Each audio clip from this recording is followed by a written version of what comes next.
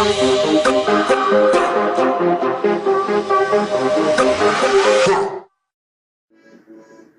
and welcome to another episode of Never a Straight Answer, the podcast that aims to cover a wide range of topics, from conspiracy theories to popular culture and news. I'm Gaz, and as always in the studio we've got Mr. Tiggity Tooltime Taylor. Yo, you're right, fella. How's it going, Mr. Taylor? I'm sorry I call you.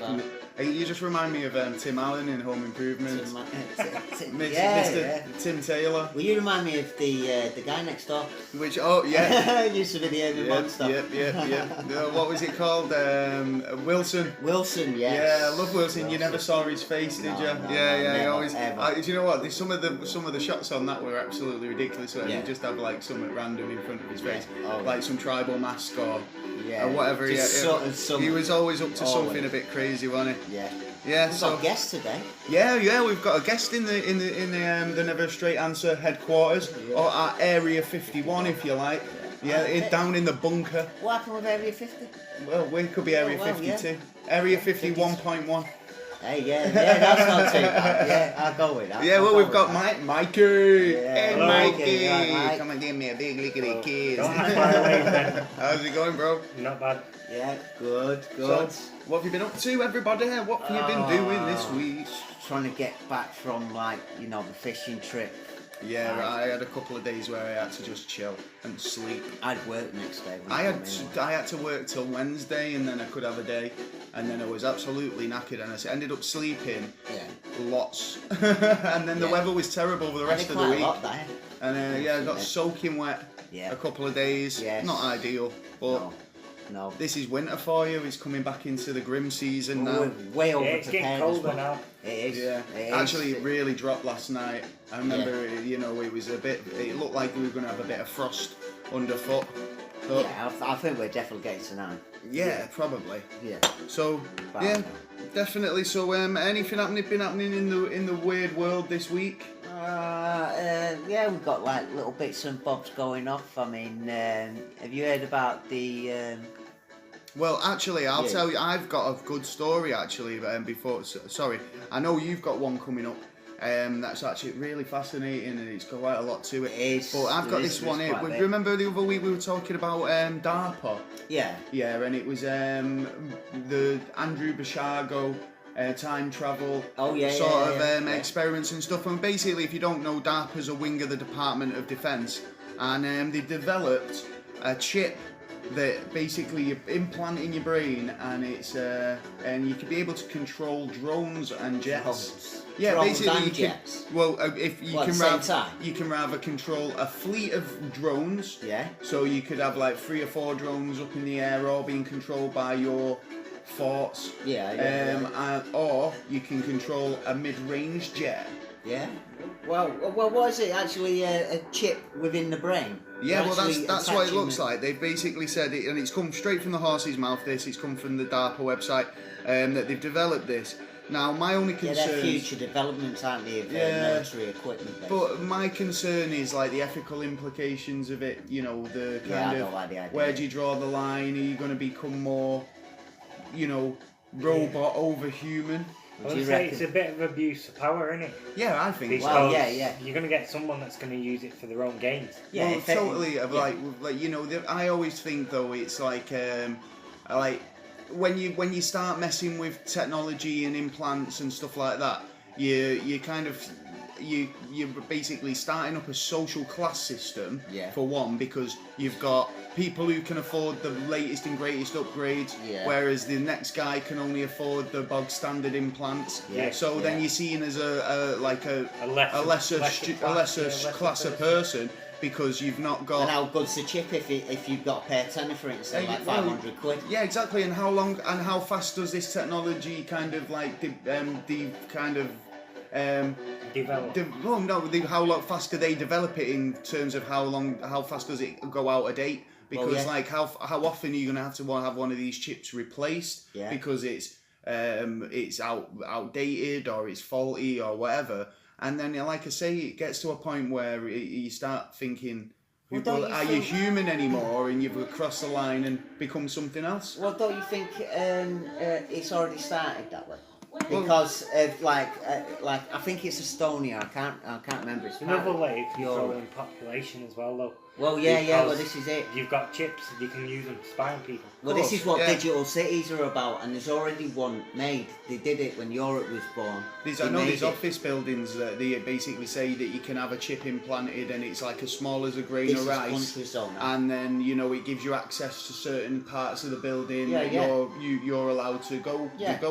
But it's like when they're getting into countrywide, nationwide, it's basically It's you're being You tracked. couldn't go there and pay for anything. You're being tracked everywhere you go. You're basically being monitored. Why would you want that? I don't understand. I've never wanted ID cards. I've never thought like that was a good idea. Well, like what I said in the previous episode, that like it is coming. That is an agreement with the UN.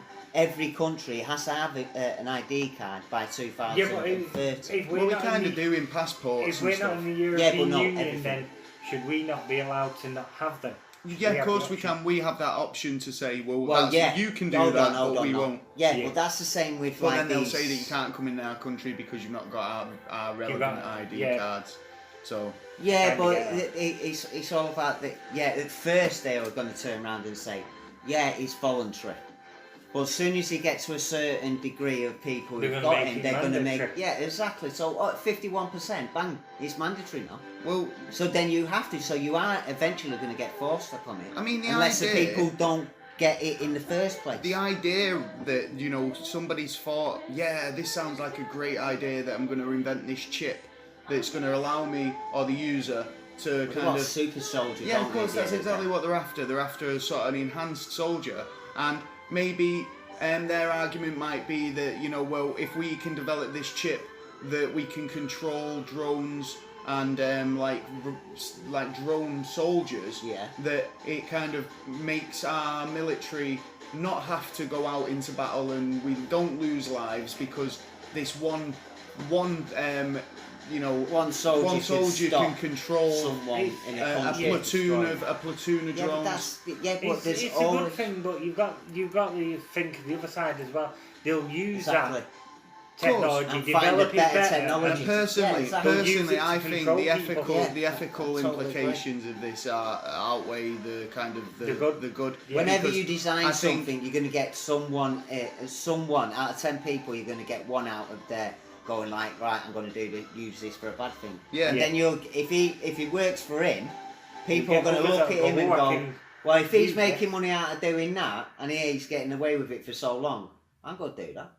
Yeah. So then everyone will end up doing it. Well, to be fair, this is it. It's like it's the new technology. I think, like, you know, the fact that we have mobile devices. Yeah. And so mobile we're already devices, androids at the end of the day. But it's that line of being able to kind of put that aside, and it's not a part of your physical being. It's not like it's implanted in you, like. Yeah, but you might as well nowadays, because at least I mean, you'll never lose it or drop it anymore. But that's not. I mean, that'd be the marketing, though. They're marketing like that. And then you've got the kind of the you can't. What about exams? It's like if it was like in the Matrix where you could just plug in a new machine code and suddenly you're able to fly an Apache helicopter. You know, it's like, well, where does education come into it and like learning? Because, you know, you're basically saying, oh, I don't need to learn anymore because you can just basically download the information. Yeah, you're not learning. You're jumping steps. You're not learning. You're only learning on the job. Your brain's. I wouldn't consider that learning. That's just. It's like I'd say if you. Well, again, it's not. At the end of the day, it's not part of you. It's having that information. Why are you messing with stuff that doesn't need to be messed with? Yeah, there is benefits, but there are also not benefits for it as well. No, I totally agree. You know what I mean? It's like disease. There's benefits, but there's also no benefits to it. Personally, I don't think it's a good idea. I think that people should. You know, it's like, well, I understand that there's people out there who kind of want to research this type of stuff and it's kind of interesting to them. We've all seen Terminator. Yeah. I would hate this beginning of Skynet or something like that. Well, so I think it's already begun. Well, I mean, like... What are you doing, guys? It's like the internet. The internet's already breeding its own self. I mean, like Google sent... was it Google? I think it was Google or Facebook, something like that, sent... some parcels into the internet basically to go and do such stuff, and they ended up communicating together and actually taking stuff. And now you've actually got like your kettle in the internet. When your kettle, you can the tell internet actually Siri. takes stuff out. What, out your kettle? Out of computer, yeah. It's actually taking stuff. Of course, it's data collecting, isn't it? It's basically like it'll monitor. It's like a living thing. It collects data, so it basically like on these smart devices, like you can get smart light bulbs, you can get smart kettles, smart fridge freezers, whatever. Right now, all that I can only assume that information is being monitored. Because that tells you when the person who owns it is in, if they're kind of a hot drinker, how many times a day do they use? That's all marketing research that they can use to kind of sell you. Yeah, things. but that's only on the surface. Like when they first made the internet, they knew that there was a problem, that it was doing stuff that no one had told it to do. It was it self-helped itself. But the developed, it self-does now. Data. Is to make stuff. It actually goes and nicks stuff from other departments stuff from around the world that it needs. What does? The internet itself. So you say? Yeah. I know it sounds does sound crazy. but look into it. They already knew from the start that it was doing stuff. Okay. The internet is Google actually... last year, I think, or the year before. I mean, it was reported. It was reported in the papers that it was self-doing stuff, so it had to be taken out. The thing that annoys me about the internet is I can be looking at something on the internet and then I'll go on Facebook an hour later and adverts pop up.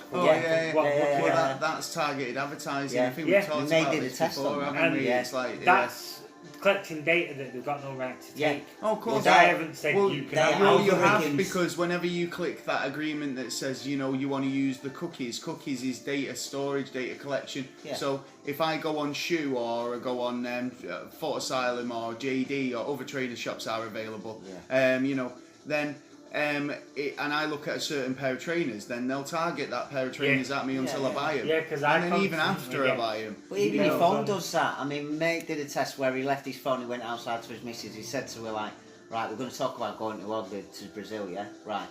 Walked in the house, started talking about it. Not 5 minutes later, they're getting fucking emails and that happens to me generally. Right, I was walking through the Trafford Centre and I was commenting about how many Disney films get really unnecessary sequels. Yeah. Like Aladdin 6, Jafar, because fucking the kids liked it. Oh, that's a Family Guy joke, isn't it? Jafar gets new glasses, Aladdin 6, and I was saying, it won't be long before they do a Peter Pan 2.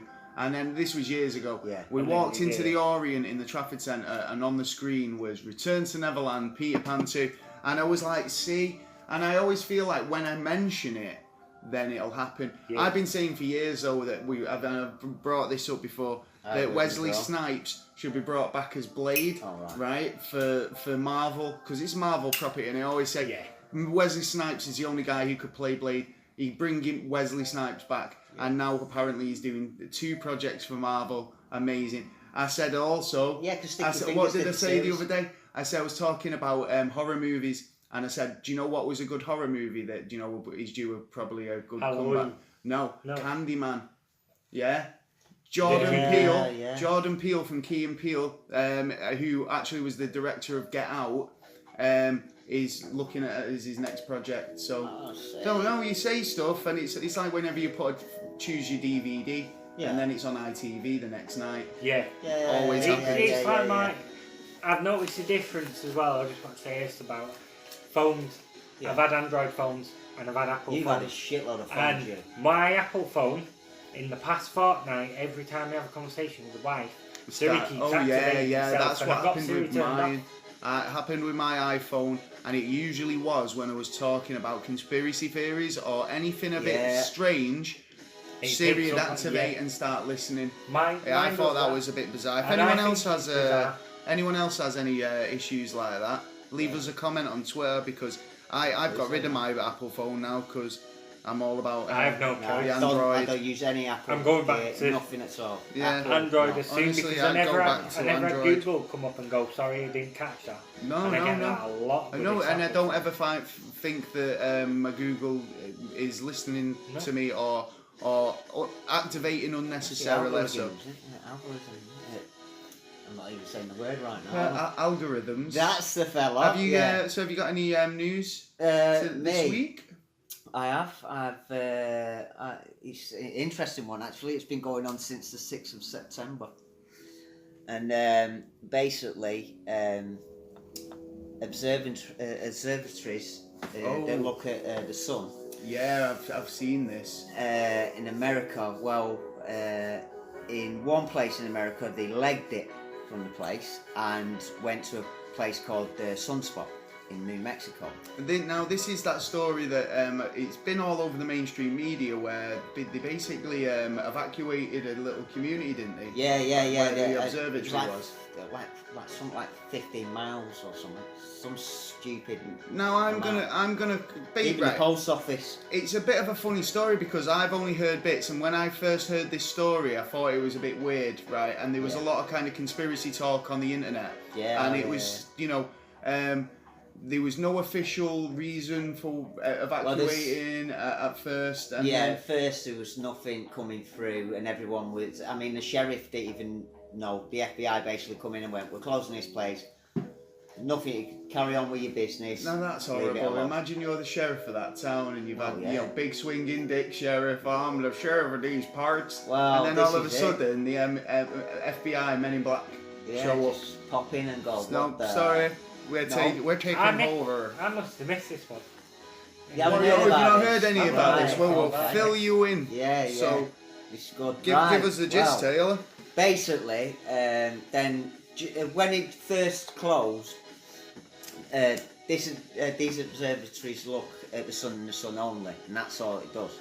Now, the first report come out that the Chinese had left a device on top of it because it is a pretty tall tower. That's the first thing I heard, that there was 2 Chinese agents who were leaving devices up there. What were they doing, trying to filter data back to the Chinese government? Because I do believe that this observatory is in a really random place as well in compared to... It was actually used as military in the 50s. In 56, I think it was made. It was actually used for the military. The military used it at first. There's 2 military bases nearby as well, I think, and Area 51. Yeah. So apparently Groom Lake's not too far from... I think 150 miles or something like that. What I heard was these Chinese, I'm going to say agents, had kind of infiltrated the observatory, and they were trying to get data.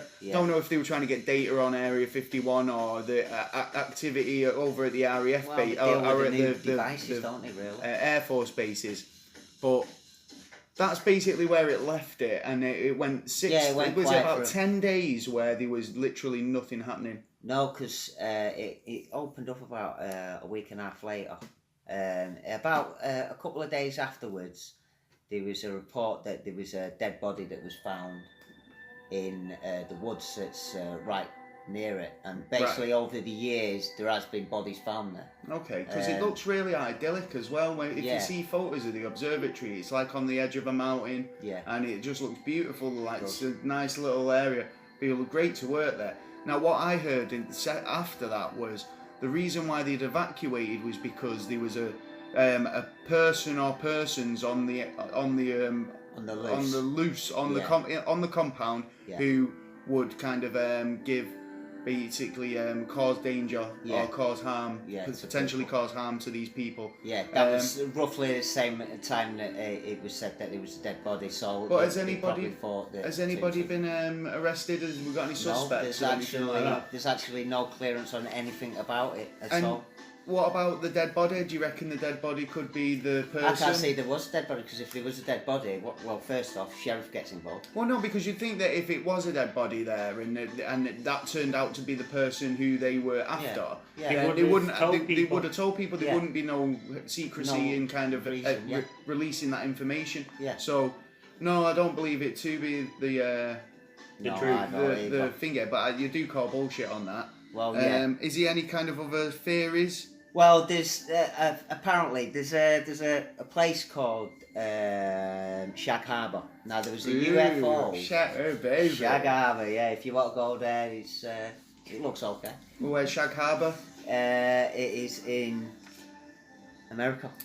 Is it or is it? I'm going to stop. I'm pretty good at geography. Right. I'm going to say it's in Nova Scotia. You're right. Bang You are right. Is it Nova Scotia? Do you know why I know that? Because it's only across the road from Oak Island. Well, yeah, that's right. Yeah, Nova Scotia, Alaska. Yeah. Which is that technically Canada? Yeah. So it's not America. There we go. Yeah. Smart ass. Well, basically, it's a UFO. It was a UFO crash site in 1967, and there's like a museum there, and it's like one of the best museums. Why do they to find always evidence. choose really remote places to show themselves? Well, No one's ever like. I suppose if they landed in the middle of Las Vegas, they'd probably just think it was some sort of stage show or something like that, wouldn't they? Yeah. Yeah, but there's got to be better places to show that you're about than in the middle of nowhere. What, land on the White House lawn? Yeah. Totally. Oh, We'll come for a cup of tea. Yeah. Just show yourself on telly. Say hi. Yeah. Say hello. How Well, you doing? there's been hijacks of broadcasts Yes, in the there has past. actually, I remember it. We wouldn't say that they were alien or extraterrestrial, but A message. there's been messages. There's been like Max Headroom was one person who kind of took over the airwaves, and they always put it down to pranks or like students. Yeah.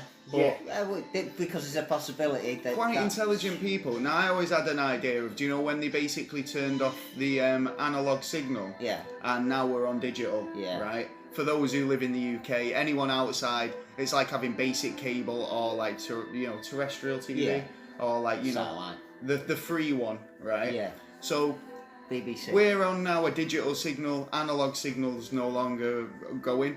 No. But that means there's all these channels of analog signal that are being not being utilised that everybody could receive. So why don't they open that up to public access? Exactly. Do you know what I mean? If it's like YouTube, it's like if you can make a TV show, why not be able to broadcast it on an analog channel? Analog channel. Well, they're not being used. I totally agree.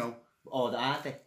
Well, are they? Yeah. Well, I'm only getting static every time I. Well, but there's always message. I mean, it used to be spies. They used to do it through songs and that and stuff like that. Could be taking messages from us, from our equipment that's connected analog.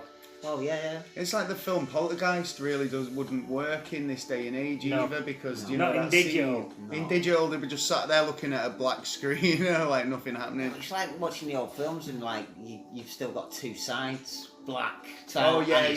Well, that's because time. of the file for like 4.4 or 4.3 or whatever. Yeah. So it was like now it's stretched. But then even then you get the ones that are stretched and it's like it just doesn't look right. No, but it does look right to me. When I get those black bars at the side, that does look right to me because when they stretch it, because that's how it was originally broadcast. Whereas when you stretch it, that's when it starts looking. It starts looking a bit funny. It's like bleeding. I didn't know he had a big nose like that.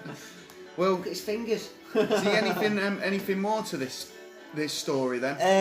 Well, yeah, there is actually, because it moves on to. It didn't just happen there, and actually the scientists didn't just go to the village for no reason. They actually went there to go to a buoy.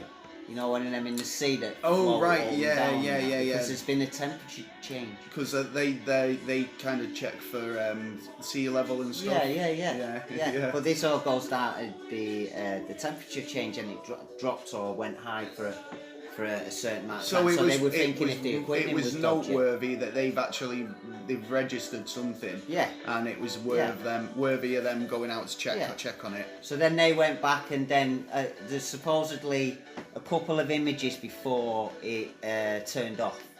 And these images were basically you see the sun, and then all of a sudden 30% of the sky gets covered, and it's because of they're saying it's a moon. But because I was about to say, I seen some footage, and it was kind of like very close up footage of the sun. Yeah. And they were looking at sunspots and coronal mass ejections and all that. Because a big one started to grow. And then this big circle. It looks like someone's waved a rich tea biscuit in front of the camera, and you see a blacked out shadow, right? 30%. But only like a 30%. Now, I've reason to believe now that there was a second one now, because he put it down to the moon and normal lunar patterns, which would be fair enough. Which is fair enough. Now I can believe that, but that's where the video I saw cut off. Yeah. Now, as far as I'm aware, there was a second. Yeah, there was a eclipse. second one coming from the opposite direction. Now that's weird. 90% of 90% of the sun. So that's like a total, yeah. almost total eclipse, really, isn't it? Oh yeah. But then it's turned out that some woman is taking photos and put on the internet, on YouTube. So she's actually put them on online. Yeah, there's like 2 good photos, and it shows like 2 egg kind of, like UV rays. Yeah. Like where if you can't see certain things. Yeah. Until the UV rays is sort of like changed, so then you get the outline of stuff. Yeah, I get where you're going with it. Yeah. Well, the photo shows them 2 near the sun, and plus. So egg-shaped what? Crafts or kind Say of planet size. Really? Yeah. So what do you think this is, like Planet X don't know, or I'm like meteorites, asteroids? But the thing that gets me with it is there's loads of white like lines near all over the screen, and she's supposing they're alien ships or UFOs, basically. No, that could just be like no. glitches. If you have a look at the pictures, it's like it's not like you were just going to say, like, a bit of a glitch in the pictures and that. It's nothing because like you've that. got to remember these pictures, and this is something that I kind of don't always buy NASA's photo evidence that they provide, because a lot of stuff is blacked out. But I do believe that a lot of it, some of it could have been, glitchy, right? Where like bits are blacked out, bits of the signal haven't got back to them, right? No, it's a good picture, except for it's a little bit blurry, and it like. I don't buy that all the time. I think a lot of the time they do kind of change it up and cover stuff up, but like from '94, you can't say that 100% of the time. Some of them they probably do photoshopping Yeah. for those reasons, aesthetical reasons, for like glitches and kind of like errors in the coding. Yeah. So, but they turned up anyway, basically, and then it ended up being that Russia. There's a thing called open sky, right? Now, since the Cold War, there's been a treaty saying that, right, you can fly over America can fly over Russia with their spy planes. And hey, comrade, I'll show you your mind and if the you same show can go your back ours. Yeah, Hey. so basically, all they have to do is go to America and go, right, this is my spy plane, this is what I've got on there, sign this, and we go over. And they agree every time since the Cold War, it's been agreed. But I wouldn't allow not even enemies, but like I wouldn't even allow other countries to fly over my airspace. To keep the peace in it, basically. But to be fair, it's like if you've got satellites, then you're probably able to get aerial photos of exactly. places. That's why America's been digging for years underground. Well, this is I was about to say, and they say, don't they? And this is a big part of like tonight's big topic, the big topic of the show. About kind of like underground bases and layers and stuff like that. Yeah. So they are kind of known to kind of to go there. Yeah. Like, So like if you were the only reason why it'd make me think that they'd allow kind of like Russia to fly over their airspace is to say, well, we haven't got anything that you want to see, and they know that they can't see it anyway because it's all hidden sealed. Well, then don't forget it's at the same time as these observatories have been closed down. Yeah. There's another reason. But now it's turning out to be, we think we know what actually went on, and it was sneaky, the same with what they do with fucking meteorites. What? Is they tell you the day after. Oh, right, yeah, we had a close call, guys. The amount of times I've counted now, about 7 times, no, actually it's got to be about 5 times, that I've counted the day after I found out that a meteorite nearly fucking hit us. And it's like, oh, thanks guys, thanks for why telling us. bother telling us though? I know. Well, I do see the point in that, but I want to know I'd rather is go, there any like, causing mass panic? Because there's a lot of people out there who are very kind of easily swayed. Yeah. And they might, you know. Well, do you know when the last one was? They might not kind of take it the right way. When was the last one? 2011. Well, what was it? And it has something to do with the story that's coming. You just reminded me of that scene in Men in Black where he's like, you know, he goes, oh, there's an alien battle cruiser about to attack us, and he says, there's always an alien battle cruiser or an Imperial war fleet or something. Oh, you know, there's always an air mist. There's always something, isn't there? There is. But it seems like, which is it's more than likely the actual answer is. Oh. Have you heard of the Carrington event, Mike? No. Do you know what? Do you know what it might entail? No. The Carrington event. The Carrington event. If you hear the Carrington event, it means a certain thing's going to happen. Oh, I have heard about this actually. Doesn't it? It's kind of like a code word for sort of a massive ejection. Yeah, like from the sun. Yeah. Which is kind of essentially an EMP, really, isn't it? Yeah. It's basically wipe out all your electronics. All electrics and everything like that. And it's not like it hasn't happened before that it would have done it. I mean, the actual September 1st, 1859. They actually had one, but we didn't have as much electric. Exactly. We didn't have much. We had a bit, but easily done. Oh, we fucked up on something, right? Oh, we just built it. I mean? We were already building them. Yeah. And there's no need for any kind of electrics at that time. So to be fair, we'd be pretty fucked, wouldn't we? I mean, imagine if you had that chip in your head there, and there was an EMP. Exactly what would happen. Yeah, what would happen? Would it kill you? Fry your brain? You'd be screwed, wouldn't you? Yeah, you'd be either way, you'd be dribbling in a corner somewhere. Yeah. It's basically someone controlling you. It's like a bloody Dalek or something. It's like I'd want stuff like that. I don't think I'd want to know. If the end's coming, I'd rather than just keep them out. You wouldn't have time to know anyway, to be honest. That's what I'm saying, no. It's like they're going, there's a near miss of a meteorite. But this seems to tell us when there's going to be one that's actually going to kill us. Well, there is. Not when one's missed us. It happens all the time, but it just hasn't gone in our direction. It's not even like they're turning round and saying, you know, there was a meteorite, it was about to hit us, but we destroyed it in a really fucking cool way. It's a near miss. Watch the video on YouTube and everyone goes, fuck me, mate, they were alright, round of applause, well done. Well, NASA, they're just kind of weird, aren't they, like that? I mean, they do kind of there are these blackouts where they kind of like, you know, they turn the cameras off on the ISS. All that sort of stuff. Well, there is good news about this, though. Why? Because it's been and gone. Yeah. So don't worry, anyone. It's been and gone. It'll be turned into some sort of like hotel. They'd still hide it. I don't care what you say. Well, they'd still hide it, whatever it was. But that seems to be the one that actually answers the question. To be honest. Are you? Is that one? So what's the conclusion on the? I think that the solar observatory. Why do we think? Well, they've all gone back now.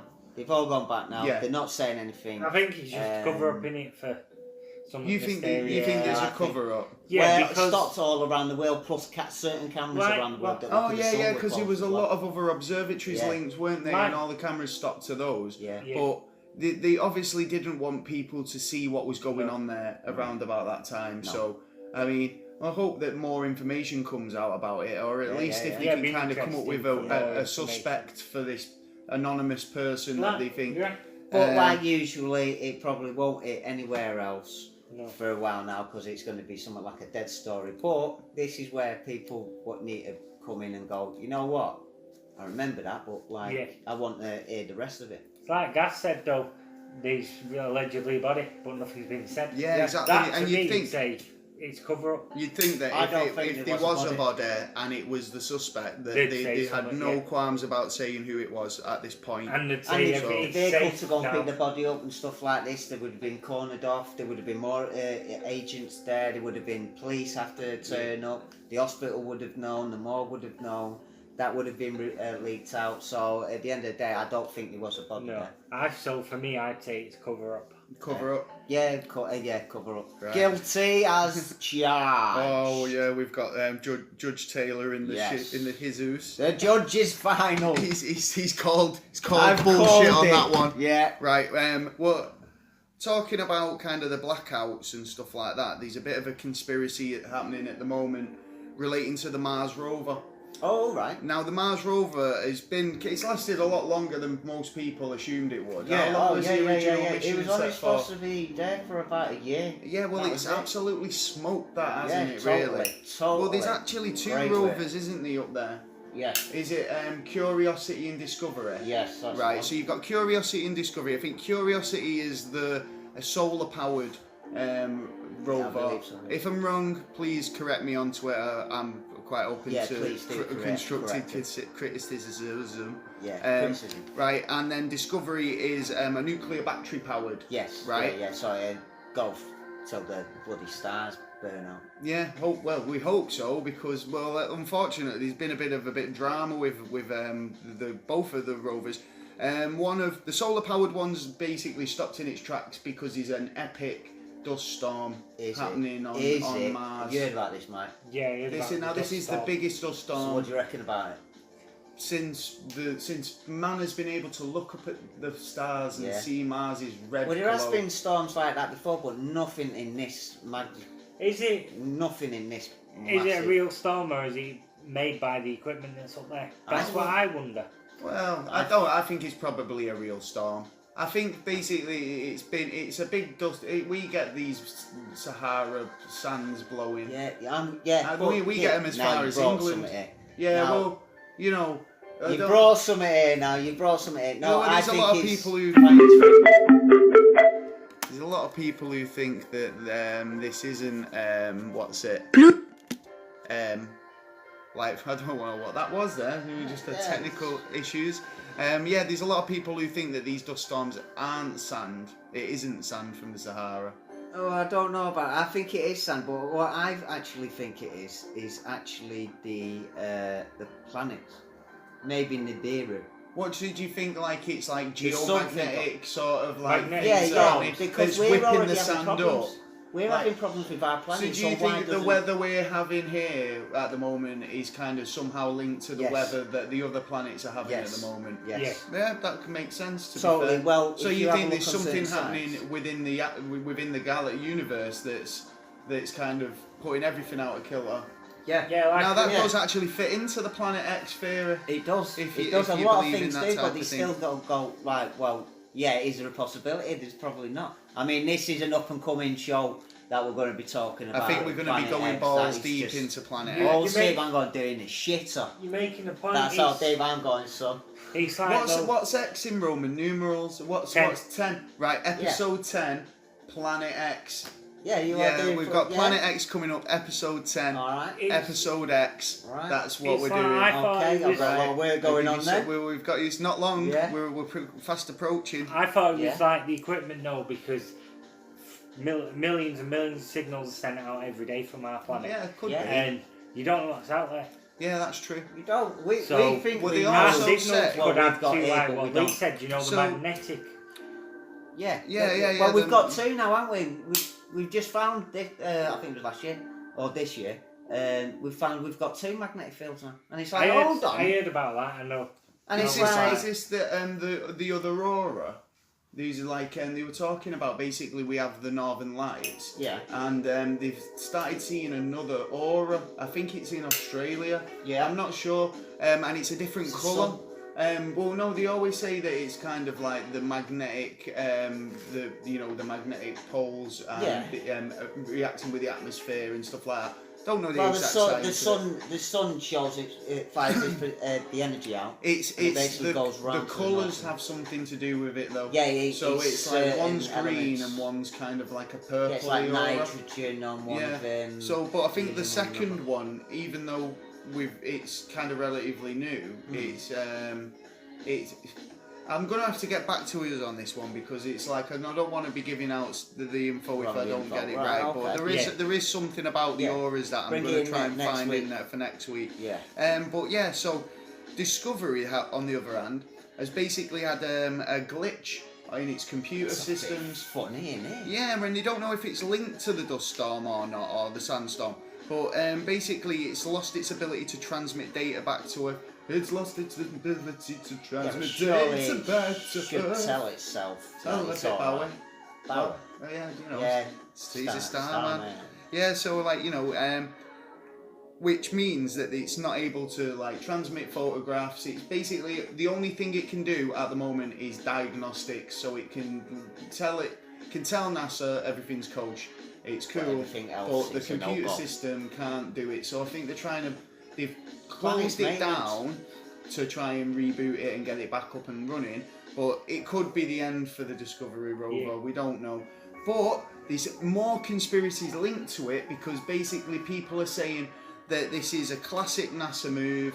Yeah. And that the dust storms have actually uncovered something. And NASA don't want us to see it. Yeah, it's funny how the dust storm, if it's magnetic though, the dust storm, it makes sense to compute the things on the rover going down. Yeah. But I think the thing that's moving it is the planets. If it isn't magnetic, then it's NASA being NASA in it and saying, there's something never wrong, a straight answer. We're not giving you the truth. Yeah. Because if it is life on another planet, there is stuff going on. It's a shame though, because I've kind of grown a little attachment to these little rover guys over the years. They've got some good footage, some good. Didn't the one with good stuff, man? The solar panels get cleaned the last time? Yeah, that's crazy. I mean, the last time there was a dust storm. Yeah. Curiosity was absolutely caked in dust and stuff like that. And it was offline, and then all of a sudden sprung back to life. All of its panels had been cleaned. Yeah. Like there was no reason why. I got a story about that, so that's for another episode. Well, going from rovers that don't work. Yeah. To rovers that clean themselves. Going to rovers that do work. We've got another story here coming from Japan. Basically, space mining is a step closer as the Japanese successfully land 2 rovers on an asteroid. That's good.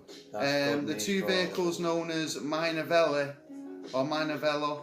2 and 1 landed on an asteroid this week. The asteroid's called Ryugyuwa, I think is the pronunciation. I'm not. It does sound Italian, doesn't it? Yeah. It's something that you'd have with some. I'm going to try and pronounce that again. One sec. Ryugyuwa. Ryugu. It's spelled R-Y. Japanese name. It's not Ryugu. No, it's R-Y-U-G-U. Right. So I think I am pronouncing it right. Yeah. Anyway, let's go with Ragu for now. the team that control the rover say that they both landed smoothly on the surface and have already been photos back. The mission so far has taken 4 years after to reach the asteroid. They set off, launched in December 2014. And it's taken them 175 million miles to get there. So it's a bit Armageddon, isn't it? Yeah, like, you know, hey, I'm Harry Stamper and I'm going to drill this rock.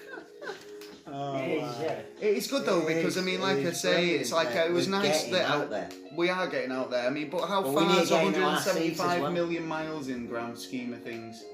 I mean, how far is the moon in terms of 250? So about so what 250,000 miles? Yeah. So we've gone. Our satellites are at 250 miles. Oh yeah, I suppose these are just rovers, but how can we get these like rovers out that far? Well, have you heard what NASA's doing?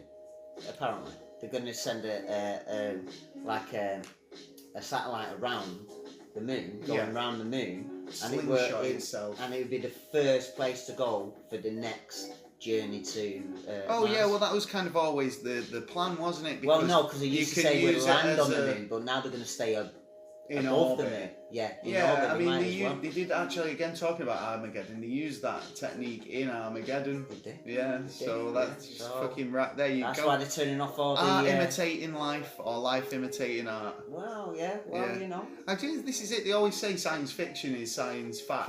It's just waiting to be discovered yet. So by that approximation. Time travel should be with us very soon. Hopefully. Hoverboards and self-lacing trainers.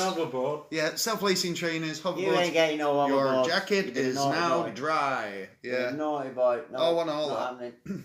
We won't get no chance unless we're stupid enough to go in the military and base go. Again, we've talked about this before as well. It was like Captain Kirk with his flip phone. 20 years later, we're all walking around with Motorola flip phones. Right? It's like nowadays technology is, in the 70s, people never expected it. Oh, it was just a dream. I always say, me and my brother Paul, we used to just sit about thinking, wouldn't it be great if you had a little TV you could hold in your hand? Yeah, because we fight over what we wanted to watch. Yeah. And we were like, imagine having your own little personal TV. Look at this now, you can watch Netflix on your phone while sat on the toilet. There you go. So what do you reckon to the Japanese? It's good news. I think it's another step. What do you think they're up there for? Just to see what's up there, or to kind of they've got an idea what's up there? They've got an agenda, haven't they? Yeah, definitely. At the end of the day, I don't think they're doing it for humanity, but humanity's going to benefit from it. But I think it's going out to another place where they can pillage. We've all seen these sci-fi movies. They all where they'll land on an asteroid and they'll bring something crazy back. Now I assume that they'll be collecting samples. So what happens? Are they coming back though? What happens if they bring something back that's going to be a bit? They always snatcher. Well, no, that's why they always have quarantine. They always have quarantine. Yeah, but that's like the number one thing. Basically, because like tons of rock hit us every fucking second of the day. It's like they're sending these probes out and stuff, and the question is what they're hoping to find. Well, anything to benefit them. Eventually, they're gonna send something out, and someone's gonna come back with something. I totally agree. Do you know what I mean? That's why I think the ISS is a good idea. But I think they should build a bigger station where they can actually do everything up there. Yeah, and quarantine everything up there to come down here. Come back on Earth. Yeah, because what we're going to get, we want it out in space anyway. We won't want it on this planet. We're planning on leaving this planet and going beyond. Yeah, but then you've got if you've got the facilities in space, right, there's a lot of things that we're not allowed to do on Earth because of ethical implications. Yeah. Does that mean you can practice DNA manipulation and cloning and all the rest of it? As long as you ain't caught, it's free. Because you're out in space. It's like there's no jurisdiction. It's like you can't be there 24/7, can you? So you've got no jurisdiction. Keep it small. Yeah. There's a lot of people who argue that they're not even up there. They're just floating around in a studio somewhere or in a water tank. It's like something's got to be up there. The probes are sending out and stuff, and the mining bit. What happens if they bring a virus back that we haven't got fucking cure? Well, this is because they're bringing samples back. It could go through quarantine for all we know. Yeah, they could get through now wrong with it and something we can't detect. Yeah, could be like a ghost kind of thing, like it go through walls and then go through a body, and it passes through a body. It actually makes something. Yeah. There's all sorts of possibilities in there, sending things out and bringing samples. Yeah, but the thing is, they should be more careful. We're full here. We need to leave this planet. We've got two options basically. We carry on the way we're going. We've got to go into the sea, which is 75%. We fall out. Which will have to be the next step, and it's already started little bits here and there because of people having floating, islands that they've made, going all around the world or attached to another island. But we still need to look into space. It's good to look at other planets. Is life viable on other planets? But on that aspect, you have to be careful what you're doing. I totally agree, but it's going to have an effect on us in the future that's going to be the wrong effect. Yeah, but we've only got certain standards until we actually either put something on the moon where everything can be done, because we have no chance of everything being done in the ISS. Need to build a bigger station. I think basically if you're going to do something like that, you need to kind of have adequate space. You need an escape route in case anything really bad goes on. Yeah. Especially if you're dabbling in true, crazy but off-world science. Back, like he was saying. But Yeah. the only option if you're is on a planetoid, then you because if you're on a planetoid, you just let it run loose on that planetoid, and then you nuke the motherfucker. Well, that's like the Mars, like when they went to the moon and they come back and they brought the rocks, right? Well, there's rocks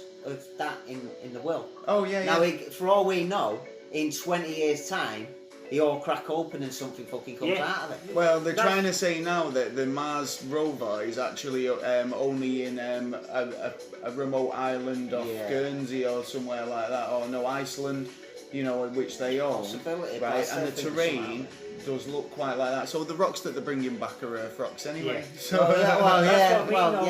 If the Mars landing was right and they brought rocks back, we're not going to have the technology to go, they might have disease. Because it's thinking it, we've got. Because we don't know. We don't know all the diseases and the pathogens that are. We think we did. We've not seen every strain, so we could bring something back. Oh, I saw a story the other day about the Department for Centre for Disease Control. Oh yeah, CDC. Yeah, where I think one of their top scientists was sent home really ill. What? Yeah. We can't tell you what he had, but I'll have to find out a bit more about that story because it made me think. You both get what I'm saying, though, that we on this planet we've yet to discover every disease. Of course. Yeah. They could bring we'll never do it because there's always reacts to one of our diseases and makes it work. Yeah, I know, but on the other hand, if you've seen like War of the Worlds. Right? Yeah. It was our diseases that killed them because they weren't immune or used to the bugs and stuff like that. Both effects could happen both ways. They could be in a case where a virus might be introduced, it could go one or two ways. It could mutate and become more like an Earth virus, or it could just die off because it isn't strong enough to kind of affect us because we've had worse. Do you know what I mean? So you can't get like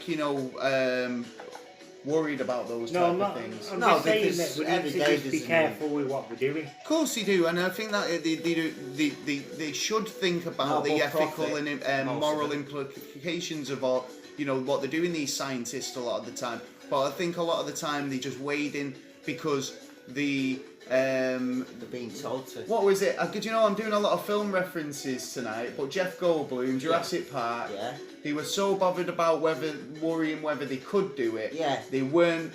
They never thought if they should do it. Yeah. There you go. It's the same with education. Thank you, Jeff Goldblum. That should be the question. Should we be doing all this with DNA and stuff as well? Because like what it's you like have a baby you want to make up as like blonde, blue eyes. It's like they've done a thing like choose. I know about this because I'm diabetic, and they've done a tablet that if you take for so long, it reverses diabetes. Now, my question is, what's the long-term effects of it? Yeah. Well, this is they should just because they can do stuff. Should they be doing it? Well, they do clinical trials and stuff, but it's like they don't. It's all on percentages. It's all on a short-term. Let's get it to market level. Yeah. So it's like when they look at things over a 10-year period or a 20-year period, and they start seeing like a pattern emerging where, say, 50-60% of the users. Say contracted cancer or another illness because then they start thinking, oh, well maybe it was our product that thing gave, so maybe we should do some tests on that, and then it's another 10 years before they actually admit it. And then I just think that just because they can do stuff, they should really think about it, because you don't know. It's like vaping. Yes, I was actually thinking about vaping. I was thinking of like laser eye surgery, that's been around for a few years. Now everyone knows I smoke, and everyone knows we're a big partaker in the herb, and very 420 friendly on this show. Now, I know when I smoke, I'm putting myself at risk. I know the implications, I know the dangers.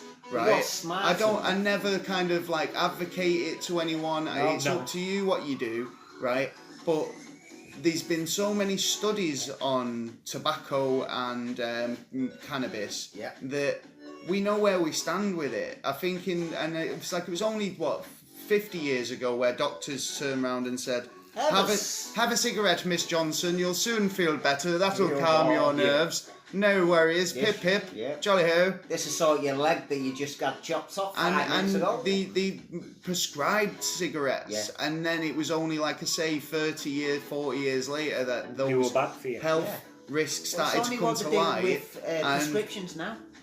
That's why all these contracts we're fighting over the doctors. More prescriptions, they get more money. Now I'm not saying. I'm not saying it's not bad, but I'm not saying it's not America, bad, and I'm not saying it's not good. No. Vaping just seems to be fruity, fucking bubblegum flavours that appeal to children. Yeah. Which means that more kids are going to be more inclined to start vaping. I know people who didn't smoke. I know vape. 13-year-olds that's parents, because they started smoking, parents went out and bought them a vape to get them to quit smoking.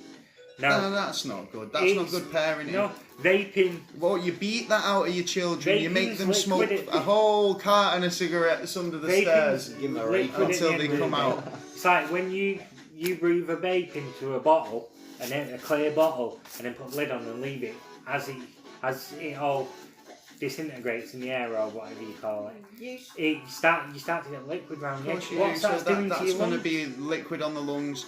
Then another danger that I always think about with these vaping things is, like on tobacco, these chemicals in tobacco products, and I'm not advocating again, I'm not saying tobacco products are good, but what I will say is that the chemicals that are in tobacco are very low percentages of chemicals compared to vaping solution, which you'll find is 60% of one chemical and 40% of another chemical and flavourings, right? So, you're exposing your body to a higher percentage of one chemical. Even though those percentages of chemicals in tobacco are a number, and they do kind of have a fair few of them, they are very minute doses, if you get where I'm coming from. And again, I'm not trying to pit one against the other, but these are the facts as I see them. No, I'm just saying, just because you can do stuff, should you? Well, for the kids' part, what you want to do is put him in a fucking room on his own with a pack of cigars and smoke them cunts and then come out and tell you what a cigarette. Do it the old-fashioned way, the fucker won't do it no more. When she was like 16. There's an insight into Taylor's my niece used to go like, that's how I used to do it, mate. My niece's 16th birthday, she went buy me a vape pen for my birthday. I said no, because if you're not old enough to buy them, same with fags and of course, How old have you got to be to buy cigarettes nowadays? 18. Is it 18? Is it? Same with vape liquids now. Still sell at 16. They still do, most shops will do. Yeah, because you get a penny for every time you sell a packet. The thing goes on about though, just because we can do stuff, should you? Yeah, exactly. Yeah, it's true. There's all. I mean, we're gonna move on in a second because for time and stuff. Basically, we're gonna be moving on to because I actually was thinking I had another story there as well, but it was a bit of an off the cuff story. Yeah. And I thought basically it's gonna raise quite a lot of debate, so I'm gonna save that for next time. Yeah. But I want to dive straight into. I want to hear it now. I want to dive straight into the story. No, it's one that you might enjoy. So it's one we'll probably be here for hours. Yes, yeah. So I can't. I don't want to risk putting it out there. So, but what I will, here's one what we prepared earlier, which is our main topic, which I've put a few clues up about it on Twitter if anyone might have noticed it. Oh yeah. If anybody ever notices me putting random images up on Twitter, it could be potentially linked to potentially linked. Probably linked, most definitely linked to the show upcoming episode. So tonight's episode, I don't know, have you heard of the Denver airport conspiracies? I heard bits about it. Go on then, give us a rundown. What do you know about it? I just heard that they're supposed to be remodelling it. That's what Kelly said the other day, the wife.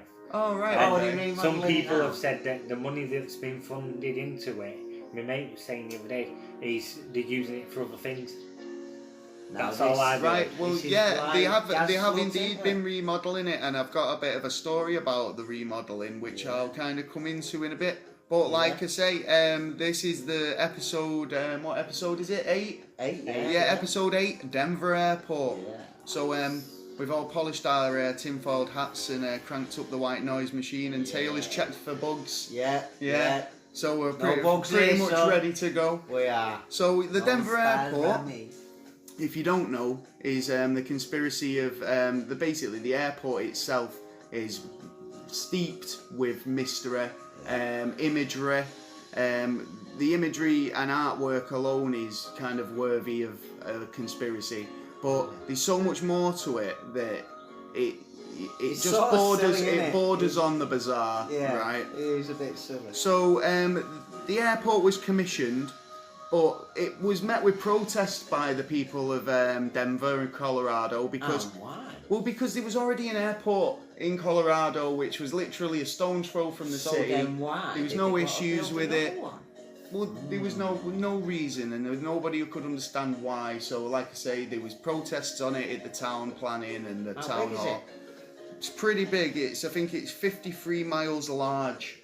Jeez. For the whole square foot. That's bigger than that's like big. A few cities. Well, basically, the Americans measure everything in football pitches, don't they? Yeah. So it's like, how many football pitches would that be? I don't know, about 2,000. Have you seen an American's tape measure?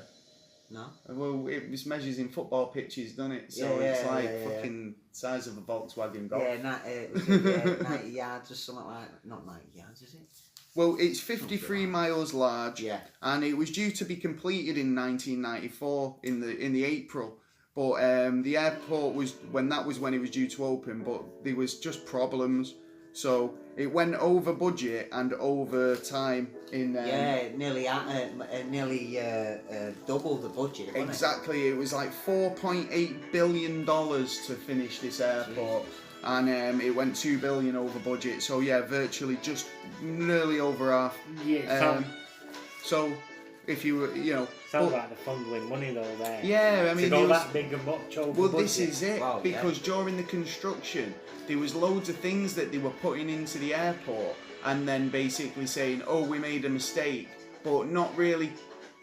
Like you'd think, right? Basically, there was a big dig organised. So basically, as you drive up to Denver Airport, there's a few weird things. So there's a load of hills, like grassy hills and verges. They're all man-made. That was all the soil that was excavated from the site and basically dumped to the side, right? Do you know there's tunnels there? Well, yeah, this is what I'm going to get to, because the tunnels that Taylor's talking about are linked to this this dig. So basically, they dug a big pit and then built 5 buildings at the bottom, right? When they came to, when it was discovered that these buildings were being built in this kind of odd fashion, they basically said, "Oh, we've made a mistake. There was an issue with the architect. Blah blah." Do you know what the issue was? They just basically beat around the bush and said it was a mistake. They weren't supposed to be built there. We're going to demolish them. Yeah, but they didn't demolish them. They buried them, right? And then there's actually been testimonies from workmen who said that they worked on the tunnels that linked them all up underground. Were these special, what kind of buildings were they, like airtight buildings? Well, I'm assuming that they were, well, a lot of people believe them to be bunkers. Right. Yeah, so they don't know if, and the conspiracies that are linked to Denver Airport are that it could be an Illuminati headquarters, based on the geographical location of Colorado and the center. Biggest airport it's the biggest airport in America. It actually has a big. In most airports, they have a gas sort of supply. Yeah. Right. Now, Denver Airport has the biggest gas supply known to an airport, which there's the actual big container tankers round the back, or like, on site, right, which lead other conspiracy theorists to believe that it's an Auschwitz type gas chamber going on under there. Shit. Yeah, there's other people who believe it's a FEMA style concentration camp or camp. There's people who believe that it's the underground lair of the lizard people. right? Well, yeah. These are just some of the conspiracies that are linked to Denver Airport. Yeah. The biggest one though is that it's the Masons and the Illuminati. Yes. And it's strongly linked to the New World Order and how do you know the Georgia Guidestones? Yes, 1974. Yeah, Georgia, yeah. For those who don't know, do you know about this, Mike? The Georgia Guidestones? Yeah, the Georgia Guidestones. Right, so the Georgia Guidestones just appeared in Georgia, right? Out of nowhere, right? Just and they're like a monolith, right, structure. And on on it, it's got like commandments. One of the commandments is like keep the population under 5 million. It's 500 million. And there's loads of other stuff, and it's all written in all these different languages, and it's basically believed that the Masons had something to do with it, the Masonic, the Illuminati, and it's these guide to keeping the world safe and not killing it off and stuff like that, right? So these people who believe that this is linked to this New World Order, right? Now, like I said, there's a few weird things about imagery in Denver Airport. One of which is outside there's a big Mustang statue, big blue statue, looks demonic, right? It's got big red glowing eyes, right? And it's scary to look at. It's weird. It's a great statue, but I mean, not the sort of thing you'd see outside an international airport, really. Now, there's a funny. Its name? I don't know. It's just known as the Mustang, isn't it? No. What is it? Lucifer. Lucifer. That's its name. Well, there you go. Lucifer. Well, it is a bit demonic because the sculptor Louis Gimenez was crushed to death by it.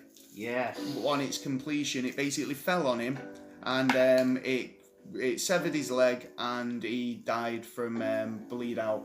It fell on in my ass. Basically, then the statue's been put up anyway.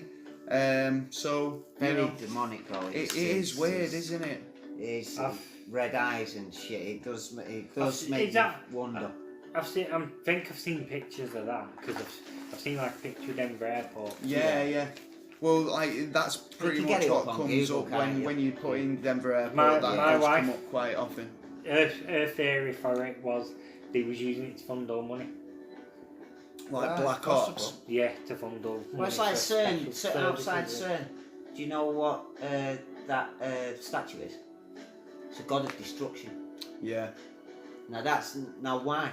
Why well, that's an episode in itself, mate, because they did an actual. It was weird that they did this whole ceremony. And it was. Well, I don't know if there was actually anything like that for this. You know, like with the opening ceremony for the airport. I don't believe I've not seen anything. anything. It was quiet. But then again, it could do Denver Airport. They didn't have a massive opening ceremony. So they kept it quiet. Yeah. Well, the airport itself is like the imagery around the airport is a bit kind of weird. There's murals depicting apocalyptic futures, demonic luggage, and Nazi imagery. And to be honest, a lot of people who go through the airport find it quite freaky. Some of the murals depict sort of like to me, they look like because there's a few of them. So one of them's got this kind of Nazi sort of soldier. Right, sort of looming over children who are freaked out, these flames and stuff like that. Then there's another one where there's kind of like 3 women in caskets with people mourning. And why then would you have imagery like that? I know, yeah. Well, this is what people think. So then there's another one of this like renewal and rebirth, right, where the children are all kind of like sharing, and all the people of the creeds of the earth are all together, right? And it's weird because it's like you say, why have this sort of artwork in an airport? You know, yeah, they are strange. There's also statues of demons coming out of luggage. Yeah, they're weird as well. Why? Yeah, you just wouldn't have that sort of stuff at an airport. But then again, it put depends. it this way: if I was walking through that airport and seen half of that imagery, I'd turn around. Fly in that airport. Well, it makes people think that there's something going on. It's like so it made people start asking who chooses this artwork for this airport, right? So digging around, found out that basically the Denver Airport say that this all the artwork that's in the airport is selected by committee members and the artists, right? You mean investors? Investors. That made exactly what I thought. That means it's the investors. The people who were on the committee are people who have got a investment in the company. They're not just people off the street. Yeah. Now, when they say the artists, they're the artists they've commissioned to do the artwork. Yeah. So everybody involved has got an agenda because they're all working to the fiddle of the guy who's putting the most money in. To me, who's actually doing this then? What? To me, the photos, the pictures, the artwork they've got up, to me it's satanic.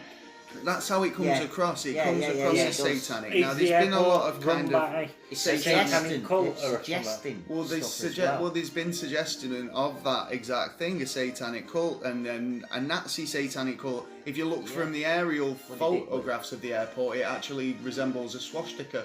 The layout of the runways and stuff like that. Have you seen the alien on the wall as well? No, I've not. Well, you can hardly see it. It looks like just slight drawing of one, but like with the same colour of like marks that have been put into the wall. Yeah. So it just blends in. It looks weird. So basically, everyone wanted to know why did they bury these buildings and what's underneath it. And like I say, a lot of kind of people have come back and said that they believe them to be underground bunkers for the elite. So but then the weird thing is, there's been instances where soon after Denver Airport opened, there was a lot of high-powered officials like the Queen, Obama, even people like Jay-Z and Beyonce, and even Justin Bieber was seen around the area buying properties close to the airport. Yes. Right? And you were talking about comets and stuff like that earlier. Oh yeah. Well, there was an actual case where there was a comet due to hit Earth, and it was a very near miss. And on the day it was due to hit, Obama was at Denver Airport. Yeah. So it makes people think. Comet Helena in 2011. Yeah, it makes you think then, and the bunkers under there for people that are rich and important people. Well, do you know how far this meteorite was? Well, no, how close it was to him. I do remember it vaguely when it came on, but like I say, that's how far away it was. Wow, I could feel the wind in my hair. Yeah. The government are like, screw average Joe Bloggs, you can die out on the surface. Yeah. Well, like I said before with the meteorites, we don't get told until the day after. I find out the day after. We're just cattle to them. Well, yeah, really. Yeah, basically. You think about it, we are. But I mean, it's like when you consider, if they consider Justin Bieber one of the elite, then who am I? I think I'd rather be up here. Money. But, that's another one. I've actually heard a few stories about Justin Bieber. And I don't really want to talk about Justin Bieber all that much. No, I'm not a believer. I believe you got. Why have you got a poster up then? Please go on. Please a secret. You leave my Justin Bieber dartboard alone, right? That's what I shoot my fucking compound bow at, right? So basically, Justin Bieber is now getting married to Stephen Baldwin's daughter. Oh, I thought you were going to say Stephen Baldwin then. No, Stephen Baldwin's daughter, and they met at a members only church, which is a bit culty. It looks to me a bit Christian fundamentalist. It is culty, that. It does sound a bit culty. Now, he's only just met this girl virtually in the last, say, couple of months, and he's already married her. The marriage is imminent. Yeah. And they've bought a house in Canada, which is a good thing because he gets to move to Canada and he's out the way. Yeah, that's true. So, and he likes the hockey, he likes to know what the hockey's about. I like hockey. Yeah. So, I'm not really a hockey. So yeah, that's Baseball, Justin Bieber, who's So basically the symbolism and the kind of art and all the conspiracies linked to Denver Airport make people think that it's kind of dodge. So I've got another thing about that horse. Why? Go on. What about it? Do you know why it was a horse that was put up front? Why? Like a Lucifer, should we say? Lucifer was put up because it was supposed to be a representation of one of the four horsemen of the apocalypse. Pestilence, famine, that's war, why and what's the other one? It was If anyone can tell us, please tell us on Here's Twitter. another bit of a fact about the tunnels. They're supposed to be 88.5 miles long. Yeah, I can believe that. Yeah, so why would they need so much storage space? Exactly. Right? What And it turns out and that, like I say, people were buying storage, buying properties around the area. Now that's a lot of sleeping space, and you know, I mean, if you know, all these officials would need a bit of land, a bit of space. 88 miles is quite a lot. Yeah, a lot. quite. Now you know. Again, I mean, there's quite a lot of mad stuff now. How it links to the Masons is there's actually a time capsule buried outside, and there's a stone. And usually, when you bury a time capsule, you put a dedication stone, saying when it's going to be dug up, who put it there, all those facts, right? Now, the dedication stone outside Denver Airport.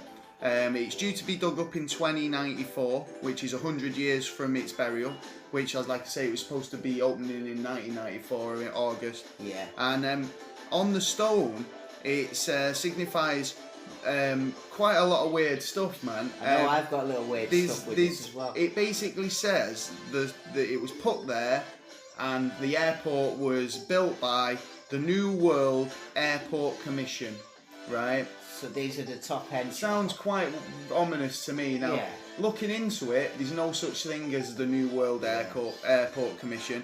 And on the dedication stone, it's got the Masonic symbols of the kind of compass pentagram sort of thing. Yeah, with the G in the middle. With the G in the middle.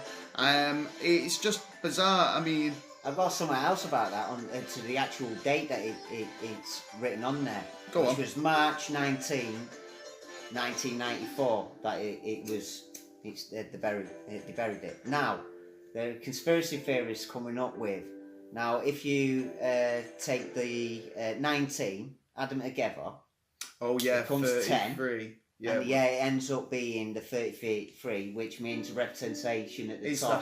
It's the highest order of the Masons, isn't it? But the thing is, this 33 comes up all the time. Yeah. And you know, 3 is a magic number. Well, that's what Tesla said. 369. It's a magic number. I was born. It was my birthday coming up on the 3rd as well. Yeah. So buzz off that. Yeah. Do what's it? Are we gonna have to do 2 days as well? Yeah. So is this your birthday show? Yeah, I think it would be. Happy birthday! Happy future birthday! Cake. I want the cake. You don't deserve one. What do you mean I don't deserve one? Oh, I feel like I should get you a cake now. Yeah, I want one now. Cake. I want one. I'll give you a cat instead. Oh no, Harley Quinn's in the house as well today. Yeah. So so the dedication stone, crazy, because like you say, no one's actually taking any thingy for responsibility for it. They put a bogus company name on. I like to know who's I mean, liable they for are anything, taking responsibility for it, but they're not. They've put the Masonic symbol on there. We know it's the Masons who are responsible, but why? Why Denver? Why an airport? Because it's the centre of America, and with the first place that everyone could run to fastest. Now, going back to the murals, they depict a sort of like a catastrophe happening. Yeah. Now, if you believe the New World Order sort of conspiracies, and what the Georgia Guidestones say about keeping the population down, it makes sense for the New World Order and this 1%ers to cause an incident where that kind of brings us back to that level. Well, and that makes sense to me because that's what I'd do. Yeah, well, there's a lot of, well, every single base in America now is connected for underground. Well, and I've seen, and that's what I keep saying. All the booms are in America when they hit, and all these like townsfolk are going. I don't know. I just heard me a boom. Well, it happens over here as well. Drilling equipment. Drilling equipment. Have a look into it, guys. Yeah. Have a look at the channel tunnels and stuff like that. That's right. They're digging tunnels right underneath your house. Like you said, all these celebrities are buying and like top class people are buying property. There's property in New Zealand. How easy it'd be for to be expanding tunnels out from underneath Denver Airport. And like you say, if it's all underground, you've got infinite land. It's not like they've got to go, excuse me, Mr. Johnson, we've got to knock your house down because we're building a base. They build the base straight under and they don't need to cause anybody any drama. All they get is a bit of rumbling and they say, oh, we heard this noise in the middle of the night. we can't explain. Yeah, and if they dig down deep enough anyway, you're not going to know going like exactly. Well, there's actual proof of why. But then you wonder why we're having all these earthquakes and sinkholes and stuff like that. Well, this is right. Well, you know, it's in Hawaii the volcano went off, don't you? Yeah, I knew the volcano. Well, do you know that possibly could have been deliberately done? And well, the reason why? Me. Because right next to it, there's actually a place digging down for gas. They started it in 1994. And fracking it was. Yeah. And it was deliberately put there. The motherfuckers. And now... Will you stop tapping for gas? Please. Well, where are we going to get the gas from? No, we just have to think of alternate energy sources. Alternate fuels. Wind turbines or power, the power of the ocean. Yes. Or the sun. Solar. Or the solar. Yeah, come on, man. It's like, come on, we live in 2018 now. We should be doing this. We should be kind of... investing. We are, but we should. Do you know what? No, but what we should be doing is we should be kind of like putting it in small increments and getting rid of like the fossil fuels now. Do you know what I mean? It's like we're living on borrowed time, man. But but we don't want to go nuclear. This is the point because we don't the implications of nuclear power. Like if it goes wrong, they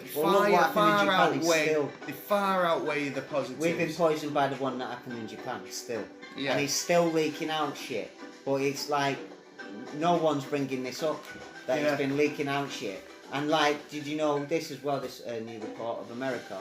Near America, it's slowly, proportionally moving into America is a mass of radiation. Is it the algae? Is it not no, like no. Yeah, because I've seen some. Oh, right, okay. It's hell, but it's hell is moving in on America. There you go. Right, it is possible civil possibly war. Possibly connected to Denver. Going back to the Denver airport and the connection with the Freemasons. One of the people who one of the investors of the Denver airport itself. I don't have his name here, but like basically, there's another stone outside on the outside the Denver airport next to the dedication stone, and it's basically got the initials AUAG on it. Right now, was you any good at science, Mikey? I was okay. I wasn't the best. So did you know what your periodic table is? No, I didn't know. I used to be able to remember it. I think I could probably get to about 10 of them now. So it's like hydrogen, helium, lithium, beryllium. I can do 5. Well, AUAG on the periodic table is gold and silver, right? And most people think that that's probably what it is. It looks like they're in the letters are in a periodic table way. Yeah, but they're in a kind of on the stone. They're depicted in like an iron ore cart, like a mining cart, right? So that makes me think that they're talking about gold and silver, right? But when you think about the guy who put money into the building of the airport was the discoverer of an Australian form of hepatitis that was airborne, right? That is an airborne form of hepatitis, and its chemical compound name is AUAG, right? Australian antigen or something like that. Yeah, it's Australian hepatitis, basically. Now that makes me think, wow, is this kind of linked? Is this kind of something that they're going to introduce that's going to kind of wipe out a lot of people? I don't want to scare anyone, but that when you see that link, it is very kind of bizarre to think that the yellow fever. Well, actually, I've kind of heard a lot about mad cow disease. Yeah, that's on the increase right back again. It is as well. Yeah. But if you think about how much beef people ate in the early days, right? Now, mad cow disease is linked to kind of like your brain, yeah? So, like, what's to say that all the meat that people were eating in the 60s, 70s and 80s right, before mad cow disease and before we started taking what we ate a bit more seriously, right? No, how do you know it's not had any effect? Because we're rampant with Alzheimer's at the moment, right? So how do you know that Alzheimer's and these conditions that only appear later on in life aren't a form of mad cow disease that is only becoming apparent when you get old? But don't you think this possibly could mean like the old saying goes, it's the fittest, the flight or fight. No, yeah, but and like the fittest survives. So at the end of the day, it could do our species good, but then in another way it can't, because something may come out of it to make our species... basically, I know where you're coming from, but that's like saying like only a percentage of people who eat meat will not be affected by it, so therefore they'll survive and eventually it'll be bred out of us. Yeah, but it's like what Mike was saying before about how about illness and stuff like that. A lot of this illness and that could be stopped tomorrow, mainly because of the stuff that we get fed or like chemicals around us at all times. Why do we have to wear like aftershave and stuff like that? Because the second smell for another partner is the scent of the smell of the BO basically. But no one wants to walk around smelling like BO. Like BO, so they bring that back, they hold it back. You know what I mean? So and nothing wrong with the smell of BO. There is if they proper stink out though. Yeah, you know what I mean? You sat there and fucking hell, pongy man. A few bits of information here. The murals are by Leo Tangumo, right? Tangumo. Yeah, one of them's called Peace, Harmony with Nature. And they've got just kind of little weird touches to the murals, like one of them was like a little a letter from a Jewish kid from Auschwitz. Like, he's on there like a poem. Yes. And like I say, the Denver Airport Office for Cultural Affairs say the art is chosen by a committee of members and artists. Yeah. So, what do you think? Is it like global elite? Well, I believe there was someone who come out who, you know, that mound that we were talking about, of where all the dirt went. Yeah. Right. Well, someone come out, an officer who worked there, who said basically there's loads of tunnels there that go into it, and it's definitely, most definitely, military involvement. Yeah. No, I think can it's buy like military involvement, but I think there's some sort of cultism going on. Oh yeah, it's a new world order, isn't it? Basically, well, the new world, like if you follow all this stuff, like if you kind of look into it, there is an aspect of ritualism, like involved in the. You've still got slavery. You've got money that actually is worthless. Well, they probably think it's above it all, because money's keeping us busy all not the time. What they're after, right? It's the power, right? Yeah. Now, money is a tool they use to keep us in line. It's not a case of that they're after money. They've got the money. They've got all the money. They invented money. Yeah. You know. And there you go to get a £20 note, go into the Bank of England and ask them to exchange, because it's an exchange note. Yeah, because you can turn around and say, "Can I have that in weight in gold, please?" But it's not. But if you read it, it says it used to be gold standard, then it went down to silver standard. Then it went to nothing. So now that basically you've got a note saying it's not worth anything. Yeah. So basically we're the only ones who are keeping it going, and that's why another reason why the money collapsed. And the next big collapse that will happen, the next bubble, is going to be the money one. It's definitely going to happen, and without a doubt, and even the banks know about that, and they need to sort this money situation out. We ain't got any money, man. Give some money. And they have no idea on how they're going to deal with this shit. And it's like, you put us in this shit. Even the man who made, how the banks work and stuff like that. Yeah. I was watching a report on him the other day. I can't remember his name now. He even turned around and stated that he was wrong. He even stated that the theories that he's put forward, that everyone went through, he was wrong. So that just tells you something, like who's in charge, who's fucking everything up, and yet we have to pay for the shit that they do, that they just go off and win. Right. Because they had no consequences for their actions. Well, you were talking earlier, Mikey, about your lady, your lovely wife? Yeah. Your lovely wife was saying about the Denver airport being remodeled. Yeah, right? she was saying. So Denver Airport at the moment are undergoing some remodeling in the Great Hall, right? Which is Great Hall. That's what they call it. That's the kind of. I'm assuming it's the foyer sort of main sort of terminal, right? Probably where you get your duty frees. Yeah. Your packs of M&Ms and Toblerones. Or kidnapped. Yeah. Well, yeah. We need someone like you. If you get through security, you probably get into the Great Hall. Well, in the Great Hall, they've got these big. Do you know when they have these big facades on buildings when they're doing the remodeling? Yeah. And they usually have some witty quip about like, hey, what are we doing? Like, and it'll give a bit of information about the construction when it's due to be ending, that sort of thing. Well, Denver Airport have took this opportunity to poke fun at conspiracy theorists. Bastards. Or hide in plain sight. Now, I'm going to give you the story now and you tell me what you think. So, basically, these new facades that they've put on all over the airport, a couple of them depict lizards in suits. Oh. And it says, what we're doing... And it gives you 3 options. One of them is we're doing some construction to bring you a better airport, that type of thing. Are we B?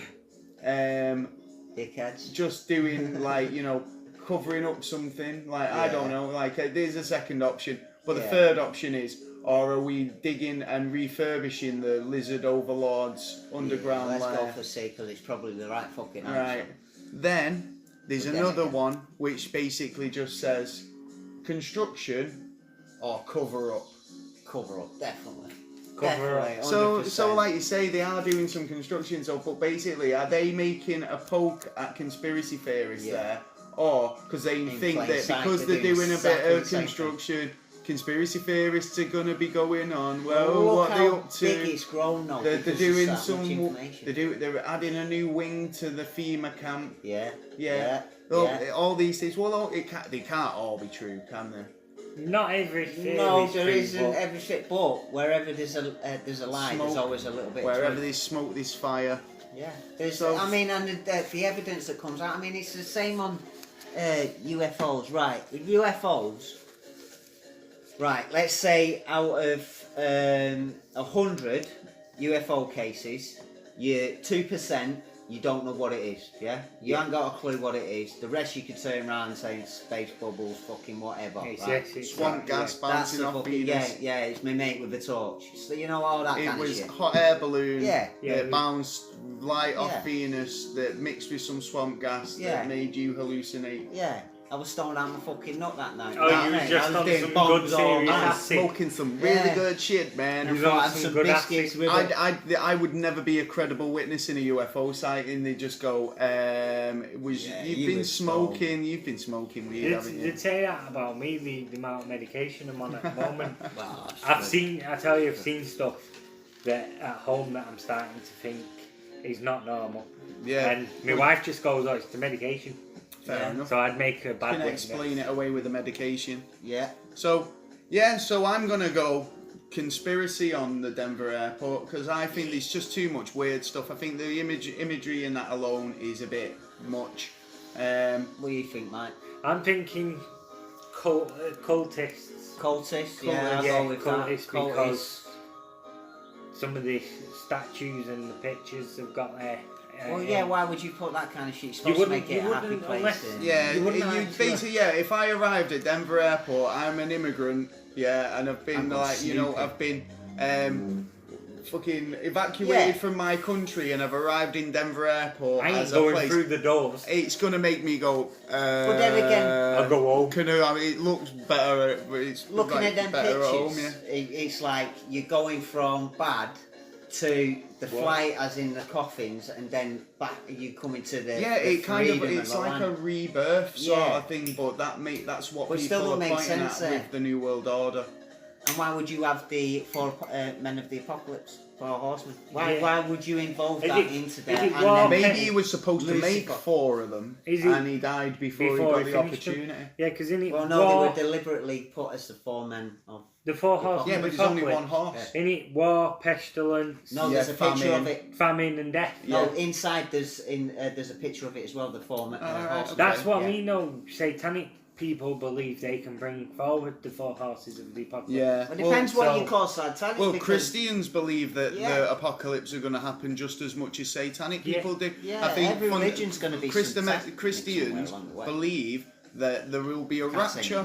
Do you know what I mean? Now, if there's a rapture, then they obviously believe that there's going to be an apocalypse and there's going to be a time where people, those who don't get raptured, are going to have to deal with that shit, like the demons and the rats. Some are not right about never had so much peace because of all the statues. In the world, we've never had so much peace in such a long time. Yeah. The artwork. But now, at a certain point, it's going to break.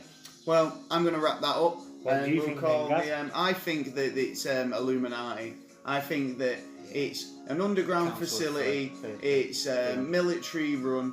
It's. I do believe that its reasoning will rather become legendary, or they'll tell them what be explained. Yeah, and then people will be like, "Oh, that's boring." Yeah, but no, because in all these things, if they ever turn around and say, "We're gonna say, here's the truth. Here's what we If the government, every government in the world tomorrow turned around and said, "We're gonna cards on the table. Here's all our information on the UFO files. Here's everything we know about aliens." Right? There'll still be somebody out there who goes, "I don't buy it." Yeah. And there'll be another conspiracy on the table about how that's not real information. That's not the truth. That's false. Yeah, well, exactly. then you've got to turn around and everybody. You do where you're looking at stuff like this. They want the fucking moon on a stick. These people. Tell me how this happened then. Why has this happened? What's that? You tell me what that is, and I look at it and tell you what, analyse it with you. Do a podcast. I'll listen to your podcast. Yeah. There you go. Well, there you go. Ask questions. Well, if you want to ask us a question, you can get us on social media. You can get us on. You can get us on the Twitter. At NASA_never. You can email us at neverstraightanswer@gmail.com. You can get your grubby mitts on some wee merch. You can, laddie. Oh, you can. You can get yourself a mug or a baseball cap. Yeah. Or a t-shirt. Or a hoodie. A hoodie. I'm getting a hoodie. Yeah, man.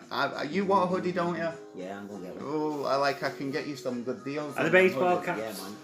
Curved peaks or flat peaks? The curved peaks. Oh. They're not snapbacks. We I prefer snapback. No. Well, do you know what? With a little Never the Straight Answer sticker on the peak. Yeah. No, I keep winding a lad up because I keep saying, well, when do you ever get to wash your hat then? Because that sticker's still. I sweat profusely on my side. You don't take the sticker off. What? I took mine off. I need to wash my snapback. hat. You don't. No, you don't. You don't take your sticker off. I do. I do what I fucking want. That's what I mean. Well, I do what I please. I'm going to bend my peak. I walk down the road with my underwear. I am that guy. Finger in my ear. I'd get a snapback. I'd take the sticker off and bend my peak instantly. And everyone would go, look at that grandad. Oh, I don't know what he's doing. I try bringing it forward. I mean, I feel naked without my snapback on. Oh, no way. Well, I want to give some shout-outs as well. Have you got any shout-outs, Taylor? Oh, yeah. Go on, give us your shout-outs. John for his birthday next week. John? Yeah, John from work. Oh, sweet. Happy birthday, John. Happy birthday. Yeah, man. Right, I've got a couple of birthdays. Right, I've got Sarah. Who's Sarah, she's 21. Ah, congratulations for your 21st. And we've got Jay, whose birthday it was yesterday. Yeah, and it was. Well, it depends when you listen to this, but yeah, it was yesterday to us. If you're listening in the future, it was probably a time ago, but maybe not. He was 31. Yeah, big happy birthday to Jay. Want to give a shout out to the Hot Camping Store. Yes. Give them credit. The Hot Camping Store, who actually really loved our extras thing. We are great. Apparently, they liked it on Twitter. Yeah, hell yeah. Well, they liked it. And they basically a hunting supply shop. Camping supply shop, I suppose. Yeah. So if you ever need anything, you know where to go. Yeah, well, I'll give a shout out to Dino and Chris, and also Oggy and Jake as well. If you want to just get in touch and ask us a question, or you've got a comment about anything we've talked about tonight, talk to my manager. You can send us a message, DM us on Twitter or Instagram. You can get me and all the social media like Instagram and Snapchat and all those at Gaz Duncan. and you can get Mr. Taylor on absolutely sod all because he doesn't do social media. No, well I do, but I only do it in little bits. Have you got a social media handle, Mr. Mikey? No, don't have one. You're not on Instagram or anything like that? Hang on, I'm on Instagram, but I don't know me. Oh, no worries. He's going to find out his Instagram thingy-mabob, and I'll tell you about where you can find us on, basically... Well, Google Maps. Well, yeah, if you can GPS us. But no, I'll tell you where you can find us on all the podcasting platforms.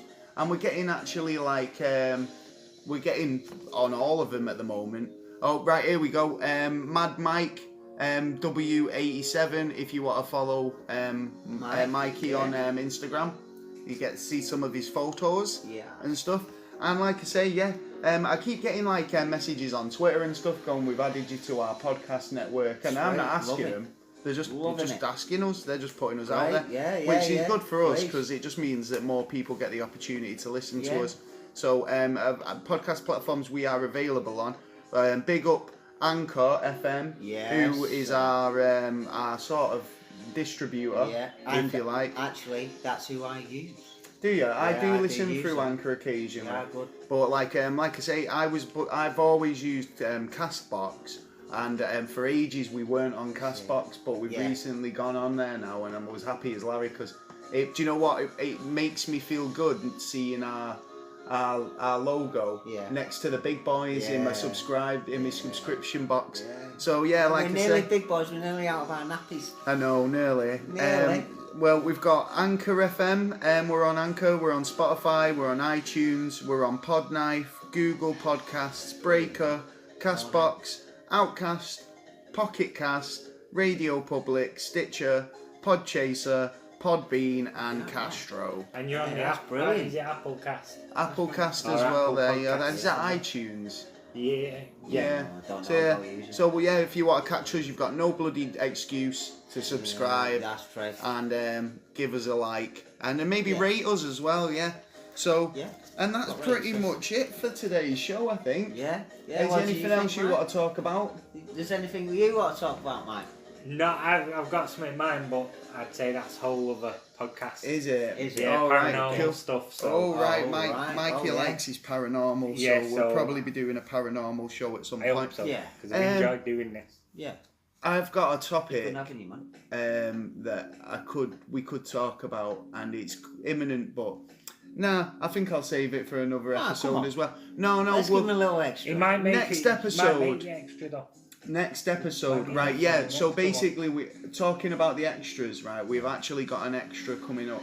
It's a bit more silly stories, and it actually contains. We're packed with stories today. Yeah, we were actually bursting with stories, and we were running out of time. So I don't even know how long this episode's gone on for, but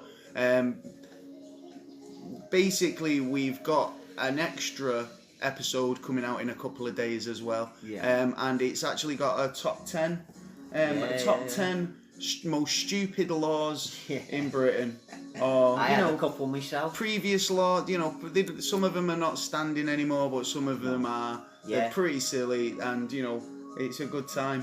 So you could get write down the top 10 and see if you match up with us. Let's see what. Right now, what you think is the top 10 stupid laws, and see if you think that you make the list, Give yourself a little test. Good idea. And also we want to try and impact. We want to communicate as much as possible. Give as much. We like to think we're a learning platform. We like to think that we're educational. We're on par with Sesame Street. 50 years they've been going. We're kind of like a cross between Sesame Street and Peter Venkman's World of the Strange. So that's basically it for this week. Well, this episode anyway. And so, like to say, to look forward to. We're on episode 8 now. So the next one we put out will be Never a Straight Answer Extra. We'll have episode 9, and then the big Space X. Episode X. Planet X. And we'll be looking forward to that. And do you know what? I'm going to have to do a bit more research. I do know. Do you know what? I'm thinking for the 10th episode, I want to get a bit more of a panel in. So you know what? So I totally we agree might with have actually. I'm going to try and get a few people. Remember Paul off the Oak Island episode? Oh yeah. Get Paul in. Yeah, we'll have Mikey. Yeah. Me, yourself. Yeah, you up see for it, who Mike? else is up for it. Yeah, and we'll do a 10 in, episode 10. I don't think Jay might not really give us much info after the last episode. Yeah, but he might, because the last if you remember, the last episode we did get a word out of him. Yeah, we did. We got a word out of him. That was so we're getting there. He might open up. I want him to give us some people might feel a bit. I mean, I never shut up. I've been quiet today, but people might feel a bit uncomfortable. Right, well on that note, hopefully good things coming up round the corner, isn't there? So put it, subscribe, and then you won't miss us. So yeah, this has been a Never a Straight Answer. I'm Gaz. I'm Taylor. And I'm Mikey. And brilliant, right? Thank you for having me. No problem. Well. Yeah, no problem. We'll catch you next time. You sure will. Peace out. Peace out. Where's your bathroom? I need the loo.